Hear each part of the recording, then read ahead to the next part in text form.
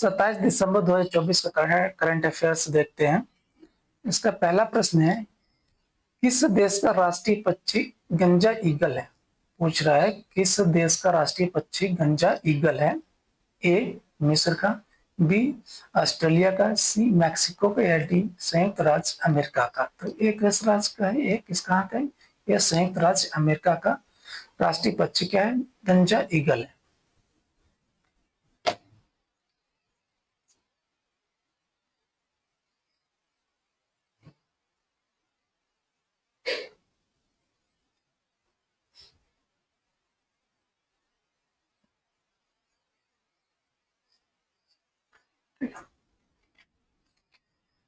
गंजा ईगल्स क्या संयुक्त राज्य अमेरिका का राष्ट्रीय पक्षी है जो शक्ति और स्वतंत्रता का प्रतीक है। किसका है? ये शक्ति और स्वतंत्रता का क्या है? प्रतीक है।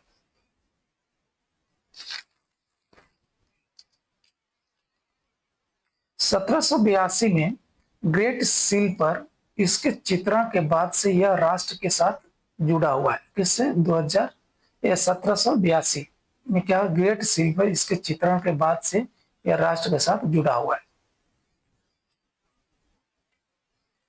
विलुप्त होने के कगार पर पहुंच चुके गंजा ईगल की आबादी कड़े संरक्षण कानूनों के कारण काफी हद तक ठीक हो गई है। वर्तमान में कितना है? ये 3,15,000 से अधिक है। कितने? 3,15,000 से अधिक हो गए। यह राजसी पक्षी अमेरिकी पहचान का एक शक्तिशाली प्रतीक बना हुआ है। कितना शक्तिशाली प्रतीक बना हुआ है? कौन सा? ये राजसी पक्षी गंजा ईगल।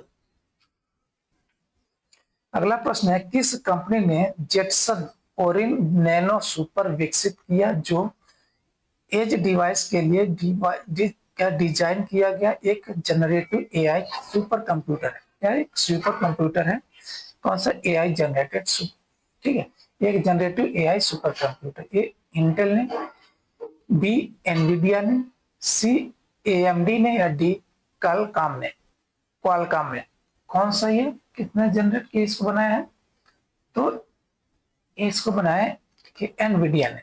कौन सा? ये एनवीडिया ने जेटसन ओरिन नैनो सुपर विकसित किया जो एज डिवाइस के लिए डिजाइन किया गया एक जनरेटिव एआई सुपर कंप्यूटर। किसने बनाया इसको? ये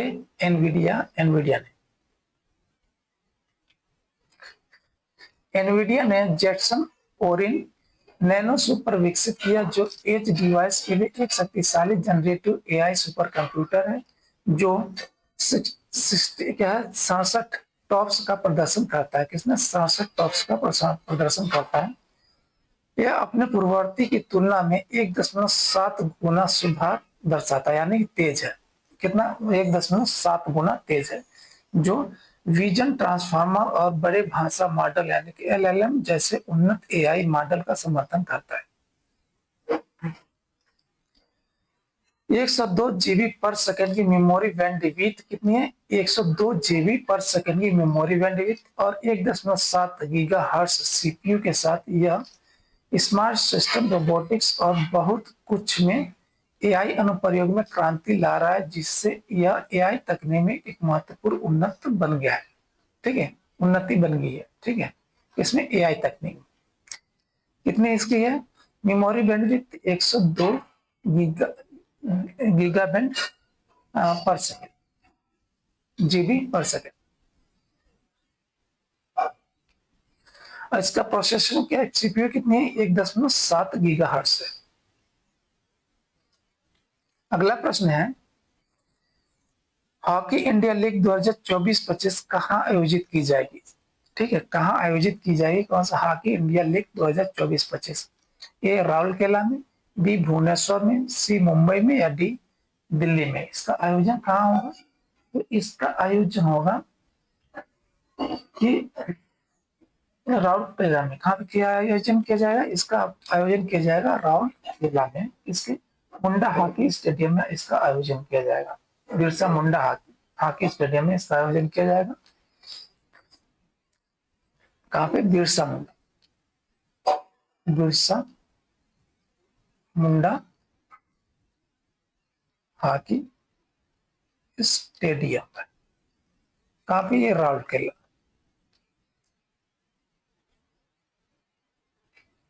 राहुल केला।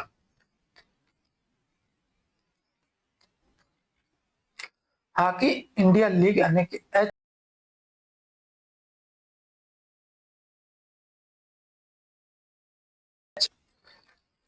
2024-25 ओडिशा के राउरकेला में बिरसा मुंडा हॉकी स्टेडियम में होने वाली है।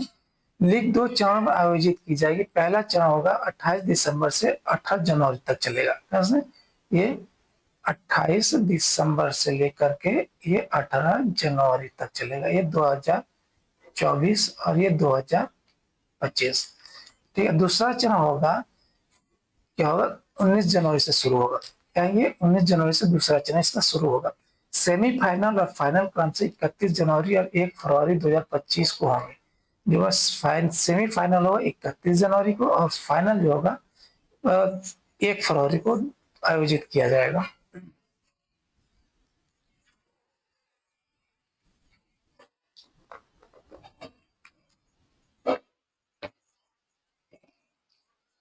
हाल ही में वित्त मंत्रालय के राजस्व विभाग के सचिव के रूप में किसे नियुक्त किया गया है?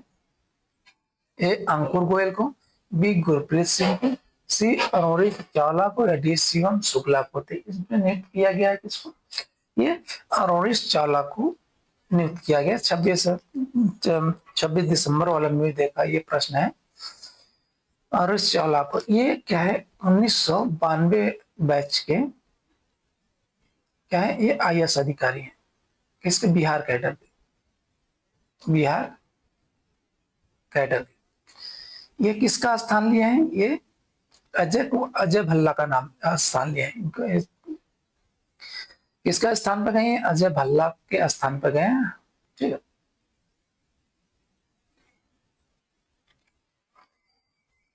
ये बिहार कैडर के 1992 बैच के आईएएस अधिकारी डॉक्टर अमरीश चावला को वित्त मंत्रालय में राजस्व विभाग का सचिव नियुक्त किया गया। किसका? राजस्व विभाग का सचिव नियुक्त किया गया।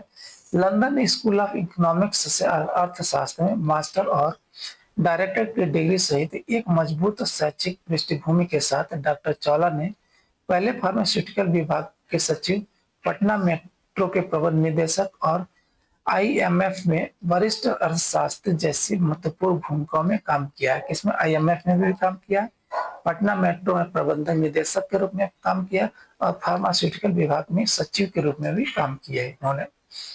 अगला प्रश्न है, प्रशासन और अर्थशास्त्र में उनका व्यापक अनुभव उन्हें इस महत्वपूर्ण पद के लिए उपयुक्त बनाता है। किसके लिए? उन्होंने क्या प्रशासन भी है, प्रशासन में और अर्थशास्त्री भी है। अर्थशास्त्र से क्या डॉक्टरेट है।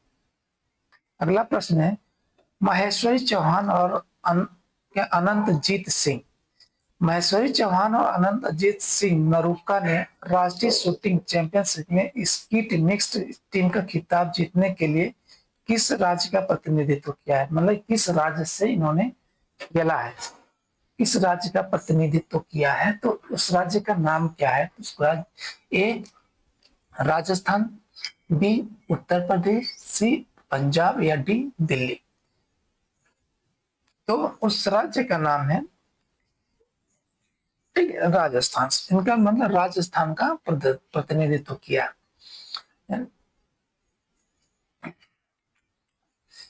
महेश्वरी चौहान और अनंतजीत सिंह नरूका ने राजस्थान का प्रतिनिधित्व किया है। किसका? राजस्थान का प्रतिनिधित्व किया है और नई दिल्ली में राष्ट्रीय शूटिंग चैंपियनशिप में स्कीट मिक्स्ड टीम का खिताब जीता। उन्होंने उत्तर प्रदेश की टीम को 44-43 के स्कोर से हराया। कितने से? 44 और 43 स्कोर से हराया। उनके प्रदर्शन ने राजस्थान के लिए स्वर्ण पदक सुरक्षित कर लिया। एक अत्यधिक स्पर्धी कार्यक्रम में उनके कौशल और टीम वर्क का प्रदर्शन किया। क्या है? उनके कौशल और टीम वर्क का प्रदर्शन किया।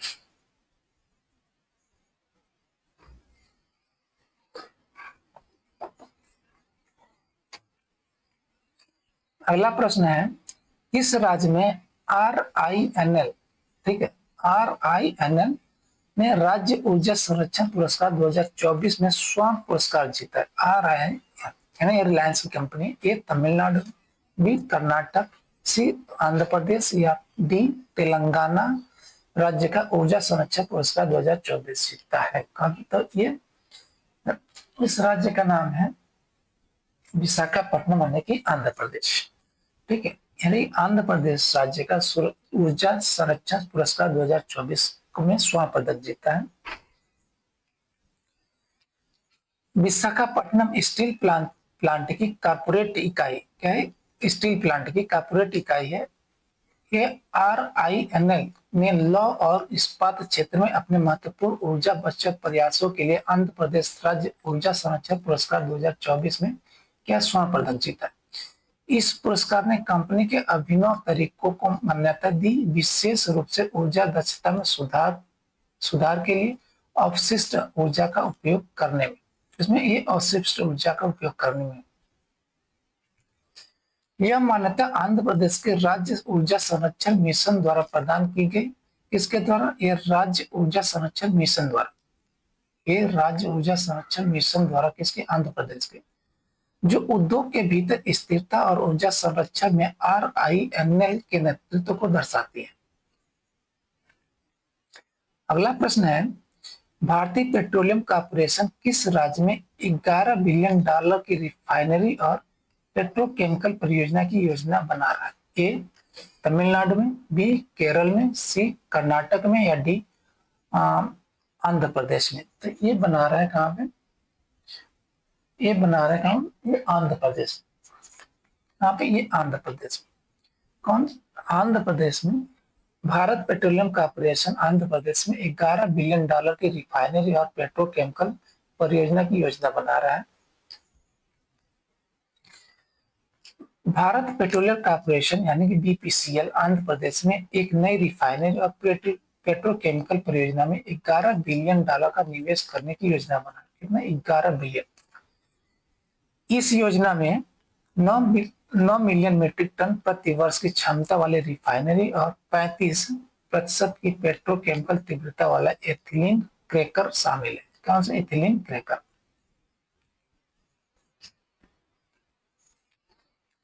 BPCL ने दक्षिण आंध्र प्रदेश में क्या? BPCL ने दक्षिण आंध्र प्रदेश में इस बड़े पैमाने के विकास के लिए भूमि अधिग्रहण सहित परियोजना पूर्व कार्य पहले ही शुरू कर दिया है।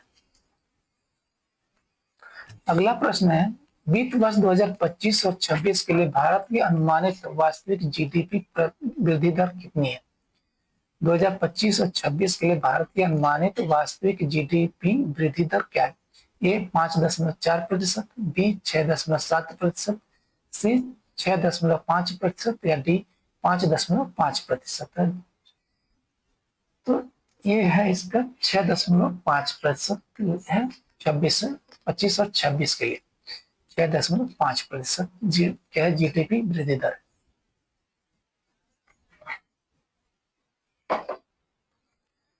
वित्त वर्ष 2025 और 26 के लिए भारत की अनुमानित वास्तविक GDP वृद्धि दर 6.5 रहने का अनुमान है, जो हाल ही में कुछ चुनौतियों के बावजूद मजबूत आर्थिक बुनियादी बातों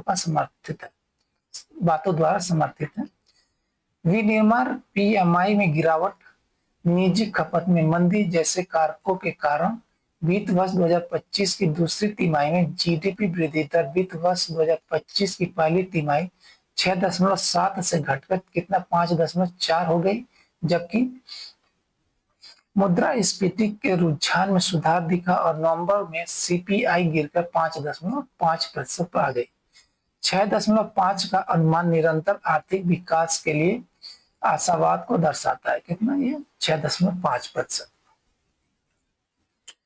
अगला प्रश्न है 67वें NSCC है NSCC 67वें NSCC में पुरुषों की 25 मीटर रैपिड राइफल पिस्टल पर स्पर्धा में अपना पहला राष्ट्रीय खिताब किसने जीता?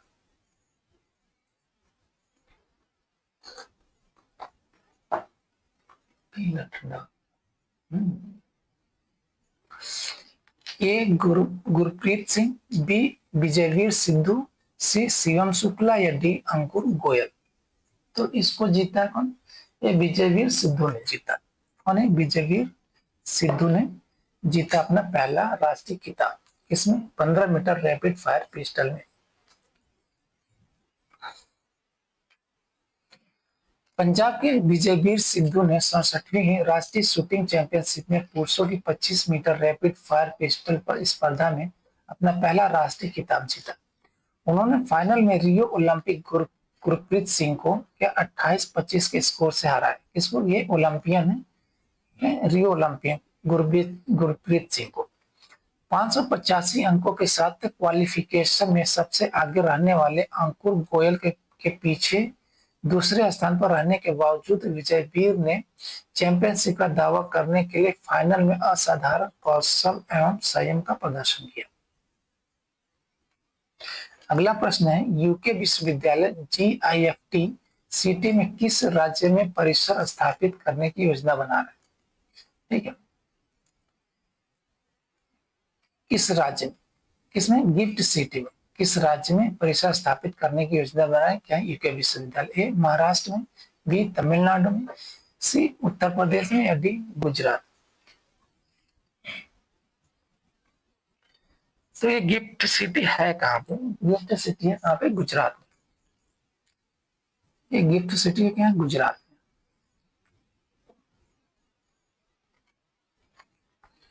क्वींस यूनिवर्सिटी बेलफास्ट और कोवेंट्री यूनिवर्सिटी को गुजरात के गिफ्ट सिटी में परिसर स्थापित करने की मंजूरी मिल गई है। किसने? क्वींस यूनिवर्सिटी बेलफास्ट और कोवेंट्री यूनिवर्सिटी को गिफ्ट सिटी में परिसर स्थापित करने की मंजूरी मिल गई। यह निर्णय 2022 में अंतर्राष्ट्रीय वित्त सेवा प्राधिकरण यानी कि IFSCA द्वारा पेश किए गए शिथिल नियमों के अनुरूप है, जो विदेशी विश्वविद्यालयों को भारत में परिसर स्थापित करने की अनुमति देता है।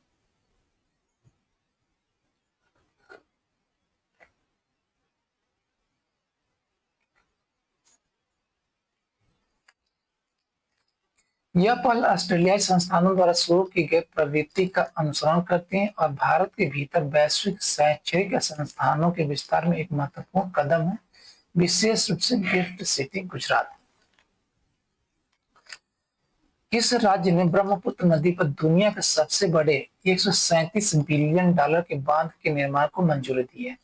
ए किस देश पूछ रहा है? ए चीन ने, बी भारत ने, सी बांग्लादेश ने या डी नेपाल ने। तो कौन से देश का नाम है? चीन।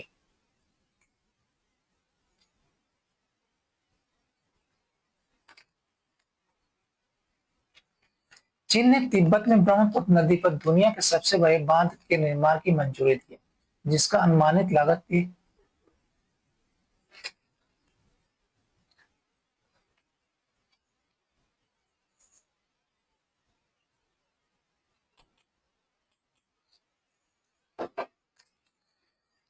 जिसका अनुमानित लागत है 137 बिलियन डॉलर है। चीन की 14वीं पंचवर्षीय योजना का हिस्सा यह महत्वाकांक्षी परियोजना सालाना 300 बिलियन KWH यानी किलोवाट आवर से अधिक बिजली पैदा करने की उम्मीद है।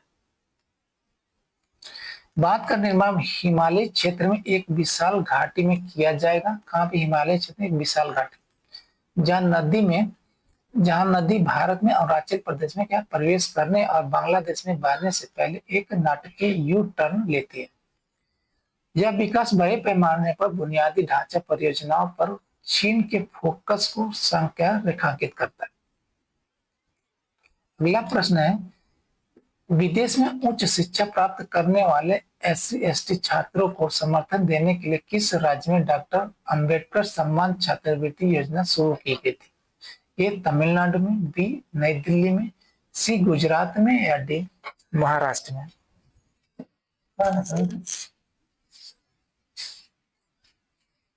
ये शुरू की गई थी कहाँ पे? ये नई दिल्ली में। दिल्ली सरकार ने नई दिल्ली में डॉक्टर अंबेडकर सम्मान छात्रवृत्ति योजना शुरू की। मुख्यमंत्री अरविंद केजरीवाल द्वारा घोषित इस योजना का उद्देश्य विदेश में उच्च शिक्षा प्राप्त करने वाले SC/ST छात्रों को पूर्ण रूप से वित्त पोषित करना है। यह हाशिए पर पड़े समुदायों के लिए शिक्षा के अवसरों को बढ़ाने के लिए सरकार की प्रतिबद्धता को दर्शाता है। 2019 में आप कैबिनेट द्वारा स्वीकृत इस योजना विदेश में के अध्ययन के लिए सालाना 100 दलित छात्रों को सहायता प्रदान करता है।